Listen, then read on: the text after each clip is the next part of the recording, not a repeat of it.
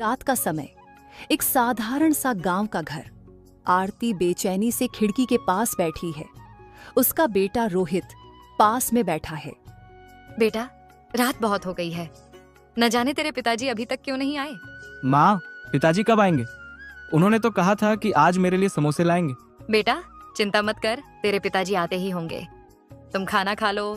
माँ, मैं खाना नहीं खाऊंगा जब तक पिताजी घर नहीं आ जाते। आरती के चेहरे पर हल्की मुस्कान आती है, लेकिन आंखों में चिंता साफ झलकती है। ठीक है बेटा, जैसा तू चाहे, लेकिन मेरा दिल बहुत घबरा रहा है। ऐसा करते हैं, मैं जया अम्मा को बुलवा लेती हूँ। ठीक है माँ, मैं जाकर उन्हें बुला लाता हूँ। इतनी घबराई हुई क्यों लग रही है? अम्मा, न जाने क्यों आज मेरा दिल बहुत बेचैन है। किशोर अब तक घर नहीं आए। हर रोज तो शाम तक लौट आते थे, लेकिन आज इतनी देर हो गई। बेटी, तू चिंता मत कर, हो सकता है काम में देर हो गई हो, वो आते ही होंगे। आरती के चेहरे पर चिंता बनी रहती है। वह बार बार दरवाजे की ओर देखती है। कुछ समय बीत जाता है। अचानक दरवाजे पर दस्तक होती है। तेजी से उठते हुए, लगता है किशोर आ गए। वह दरवाजा खोलती है तो सामने पुलिस वाले खड़े होते हैं। उन्हें देख आरती का दिल बैठ जाता है। पुलिस अधिकारी कुछ पल चुप रहता है, फिर भारी आवाज में बोलता है, क्या यह किशोर का घर है? जी, ये उनका ही घर है। मैं उनकी पत्नी हूँ। सब ठीक तो है ना? आपके पति का काम के दौरान एक हादसे में निधन हो गया है। वो सीढ़ी पर चढ़ते समय गिर गए और उनकी जान नहीं बच पाई। ये सुनते ही आरती के पैरों तले जमीन खिसक जाती है। उसकी आंखों में आंसू आ जाते हैं। वह स्तब्ध खड़ी रह जाती है। बेटी, संभाल खुद को, भगवान की यही मर्जी थी। ऐसे रोने से कुछ नहीं होगा। रोते हुए, अम्मा, मेरी तो दुनिया ही लुट गई। मेरे रोहित का क्या होगा? वो तो अभी छोटा है। हे भगवान, तुझे मेरे मासूम बेटे पर भी दया नहीं आई।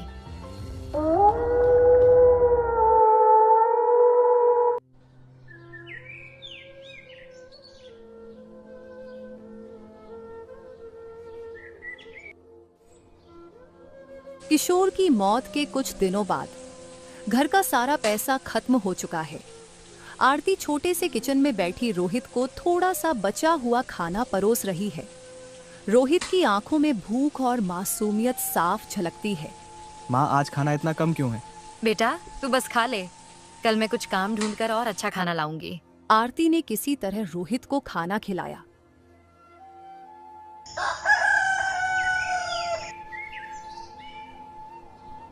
अगले दिन सुबह वह गांव में काम मांगने निकलती है। आरती पहले अपने पड़ोसी श्यामलाल के घर जाती है। श्यामलाल बरामदे में बैठा हुक्का पी रहा है। श्यामलाल भैया, मुझे आपके घर में कोई काम मिल सकता है? सफाई, खाना बनाना, कुछ भी कर लूंगी। देखो बहन, अभी तो हमारे घर में कोई काम नहीं है, तुम किसी और के घर पूछ लो। आरती मायूस होकर दूसरे घर जाती है। यह सिलसिला कई घरों तक चलता है। हर जगह से उसे सिर्फ नकारात्मक जवाब मिलता कोई है। मेरी मदद क्यों नहीं कर रहा? क्या सब मेरी हालत देखकर भी अनजान बने रहेंगे? जैसे ही वह अपने घर जाती है, वहां मकान मालिक खड़ा रहता है।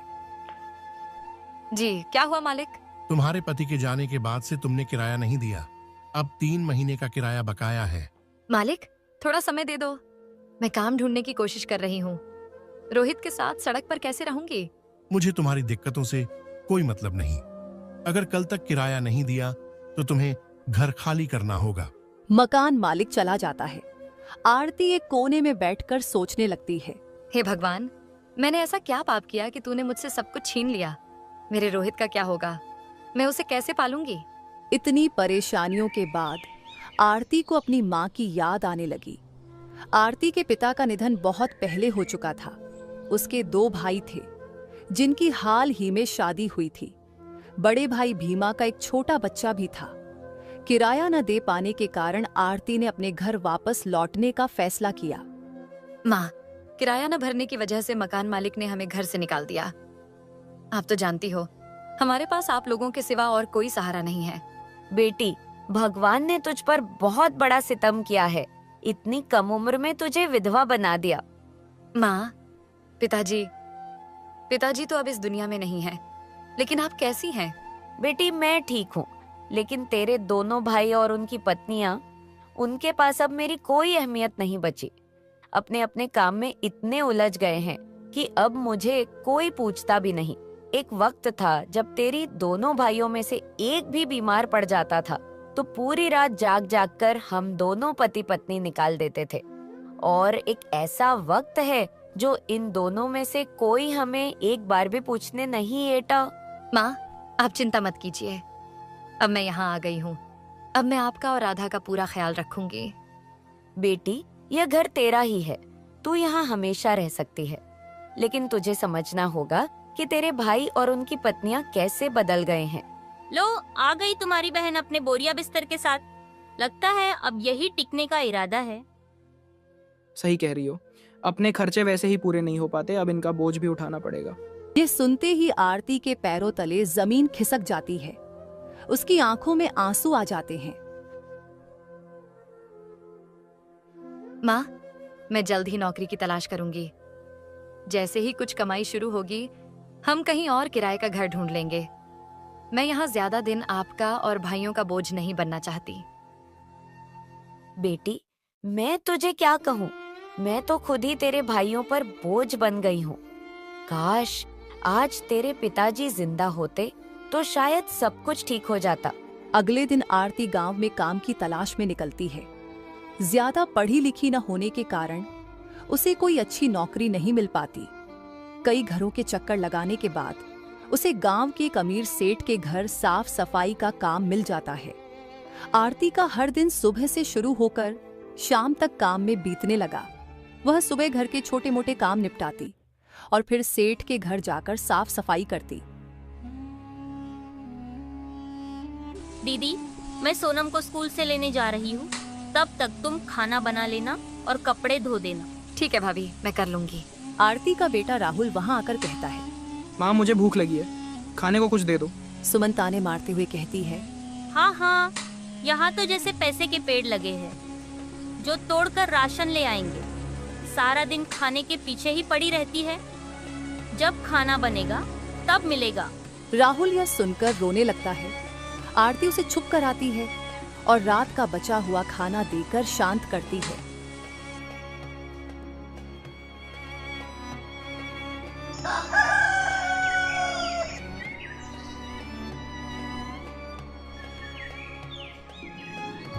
एक दिन आरती की माँ सुशीला अपने बड़े बेटे बबलू से कहती है, बबलू बेटा, कई दिनों से कह रही हूँ, मेरा चश्मा टूट गया है, मुझे कुछ साफ नहीं दिखता, तुम मेरे लिए चश्मा बनवा दो।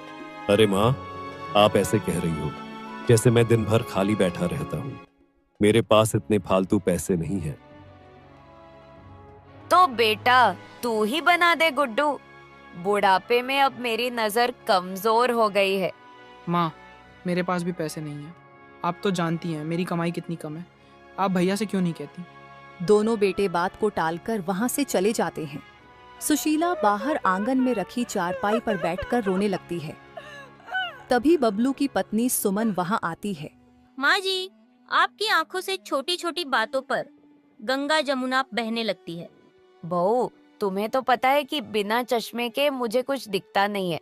मैं कई दिनों से बबलू से चश्मा लाने को कह रही हूँ। चश्मा मुफ्त में थोड़ी आता है माँ जी, पैसे लगते हैं। आपका दूसरा बेटा भी तो है, उससे क्यों नहीं मांगती? सुशीला सुमन की बातों का कोई जवाब नहीं देती और चुपचाप अपने आंसू पोंछने लगती है। अगले दिन राहुल अपनी नानी सुशीला के पास दौड़ता हुआ आया। उसके छोटे हाथों में एक नया चश्मा था। नानी, देखो आपके लिए चश्मा लाया हूँ, अब आपको चीजें साफ साफ दिखेंगी। तूने ये कहाँ से खरीदा बेटा? सुशीला कुछ बोल पाती इससे पहले बबलू गुस्से में घर में दाखिल हुआ। उसकी आंखों में क्रोध साफ झलक रहा था। ये क्या हो रहा है? राहुल, ये चश्मा कहाँ से आया? शोर सुनकर आरती जल्दी से बाहर आई। क्या हुआ भैया? तुम अनजान मत बनो, तुम्हें अच्छे से पता है ये सब कैसे हुआ है। भैया, मुझे सच में कुछ नहीं पता, आखिर बात क्या है? तुम्हारी इस बेटे ने मेरे पर्स से पैसे चुराए हैं, या फिर ये तुम्हारा ही आइडिया होगा? बेटा सच सच बताओ, ये चश्मा कहाँ से आया? माँ, मैंने आपकी गुल्लक तोड़ी थी। मैं चाहता था कि नानी को नया चश्मा दूं, ताकि उन्हें सब कुछ साफ दिखाई दे। मैंने चोरी नहीं की माँ। अच्छा, तो अब तुमने अपनी बेटी को झूठ बोलना भी सिखा दिया। तुम्हें क्या पता पैसे कमाने की कीमत क्या होती है। तुम बस यहाँ मुफ्त की रोटियां तोड़ने आई हो। भैया, अगर तुम्हें लगता है कि हम यहाँ बोझ हैं, तो हम ये घर छोड़कर चले जाएंगे। लेकिन याद रखना, रिश्तों को तोड़ने का गुनाह इतना बड़ा है कि एक दिन ये तुम्हें भी महसूस होगा। माँ, अब मैं अपना जीवन खुद संभालूंगी। बस आप हमारे लिए दुआ करना। बेटी, काश आज तेरे पिता जिंदा होते। वो होते तो ये दिन देखने को नहीं मिलता, सब कुछ ठीक कर देते। आरती अपने बेटे राहुल को लेकर घर से चली गई। उसने पास ही एक छोटा सा किराए का कमरा लिया।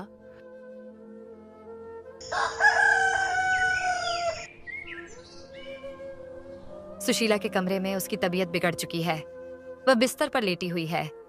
बबलू और गुड्डू आसपास ही हैं, लेकिन किसी के चेहरे पर चिंता की रेखा नहीं। सुशीला धीरे धीरे बोलने की कोशिश करती है। बेटा, मुझे बहुत कमजोरी महसूस हो रही है।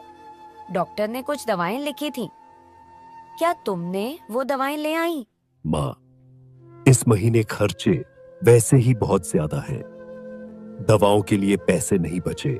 हाँ, और वैसे भी अब तुम्हारी बीमारी खत्म होने वाली नहीं है। ये दवाएं भी कुछ नहीं करेंगी। ये सुनकर उसकी माँ को बहुत बुरा लगता है और रात के समय सोते हुए कमजोरी और बीमारी के कारण उनकी मृत्यु हो जाती है। गांव का माहौल शांत है, लेकिन विमला की मृत्यु के बाद उसके घर में सन्नाटा पसरा हुआ है। उसकी अर्थी तैयार हो चुकी है। बेटों और बहुओं की बेरुखी साफ नजर आ रही है। गांव वाले जुटे हैं, लेकिन कोई सहायता करने को आगे नहीं आ रहा। बेटों की ये बेरुखी देखकर दिल दुखता है। ऐसी माँ को तो बेटे सिर पर बिठाते हैं। अरे, कलयुग आ गया है भाई, अब माँ बाप को कौन पूछता है। अर्थी उठाने की तैयारी हो रही होती है, तभी अचानक सेठ वहां पहुंचता है। उसके चेहरे पर गुस्सा और दृढ़ता साफ झलक रही है। वह जोर से चिल्लाता है, रुको, ये अर्थी श्मशान नहीं जाएगी। गांव वाले और बेटों के चेहरे पर हैरानी छा जाती है। बबलू और गुड्डू आगे बढ़ते हैं। सेठ जी, ये आप क्या कह रहे हैं? हमारी माँ की अंतिम यात्रा में बाधा क्यों डाल रहे हैं? तुम्हारे पिताजी ने मुझसे पैसे उधार लिए थे। जब तक मेरा कर्ज वापस नहीं मिलेगा, ये अर्थी यहां से हिलेगी नहीं। देखो भाई, हमारे पिताजी का कर्ज था, वो अब इस दुनिया में नहीं है। हम क्यों भरें उनका कर्ज? अगर तुम्हें कर्ज चाहिए तो जाओ, अर्थी ले जाओ। तुम्हें जो करना है करो। गांव वाले गुस्से और शर्मिंदगी से उनकी बातें सुन रहे होते हैं। अरे राम, ये कैसे बेटे हैं? माँ बाप की इज्जत तो इनसे दूर की बात है। ऐसे बेटों से तो बेटा ना होना ही बेहतर है। इन लोगों ने माँ की जिंदगी में भी सुख नहीं दिया और अब मरने के बाद भी शांति नहीं दे रहे। अर्थी वहीं पड़ी रहती है। गांव वाले तमाशा देख रहे हैं। ये बात सविता तक पहुंचती है। वह भागती हुई वहां पहुंचती है। उसकी आंखें लाल हो चुकी हैं और आंसू लगातार बह रहे हैं। सेठ जी, मैं हाथ जोड़ती हूँ। मेरे पास ये कुछ जेवर और थोड़े पैसे हैं, कृपया इन्हें ले लीजिए, पर मेरी माँ की अर्थी को मत रोकिए। वह जमीन पर घुटनों के बल गिर जाती है और हाथ जोड़कर गिड़गिड़ाती है। अगर ये भी काफी न हो तो मैं आपके घर में जीवन भर काम करूंगी। जब तक आपका कर्ज चुकता न हो जाए, मैं वहां से नहीं जाऊंगी, पर मेरी माँ की अंतिम यात्रा को मत रोकिए। सेठ सविता की बात सुनकर चुप हो जाता है। उसकी आंखों में आंसू आ जाते हैं। वह सविता को उठाता है। उठो, ये सब करने की जरूरत नहीं है। सेठ जी, देखो बेटी, मुझे तुम्हारे पिताजी से पैसे लेने नहीं बल्कि देने थे। हाँ, मैंने तुम्हारे पिताजी से पैसे उधार लिए थे और अब उन्हें लौटाने आया था। लेकिन जब यहां पहुंचा तो मुझे पता चला कि तुम्हारी मां का देहांत हो गया है। मैं असमंजस में था कि पैसे किसे दूं, इसलिए मैंने ये सब किया। मैं देखना चाहता था कि हरिदास और विमला के असली प्यार करने वाले कौन हैं, और आज ये साफ हो गया कि उनकी असली औलाद तुम हो। तुम्हारे भाई तो सिर्फ नाम के बेटे हैं। ये तुम्हारा हक है बेटी। ये पैसे तुम्हारे पिताजी के हैं जो मैं लौटाने आया था।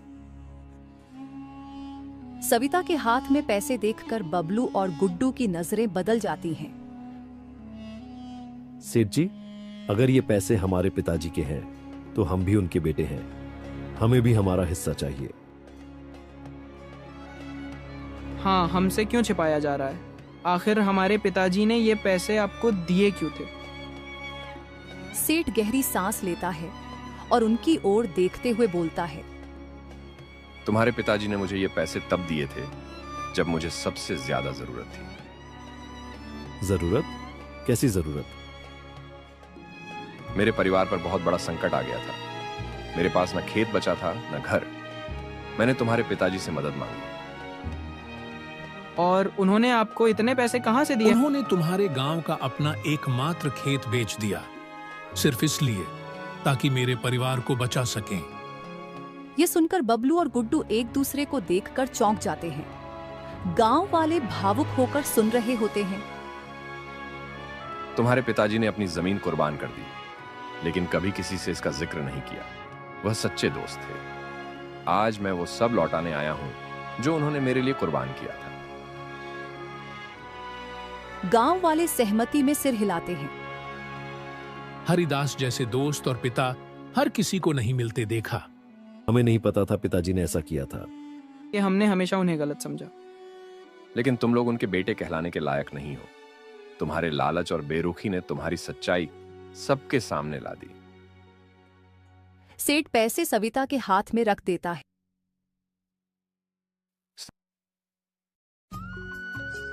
सिर्फ सविता इस धन की असली हकदार है, क्योंकि उसने अपनी माँ और पिता की इज्जत और प्यार को समझा। सविता आंसुओं से भरी आंखों के साथ पैसे लेती है और माँ की अर्थी के पास जाकर सिर झुका लेती है। गांव वाले सविता की प्रशंसा करते हैं। बबलू और गुड्डू शर्मिंदगी में सिर झुका लेते हैं। भगवान करे हर घर में सविता जैसी बेटी हो। बेटे तो अब सिर्फ नाम के रह गए हैं।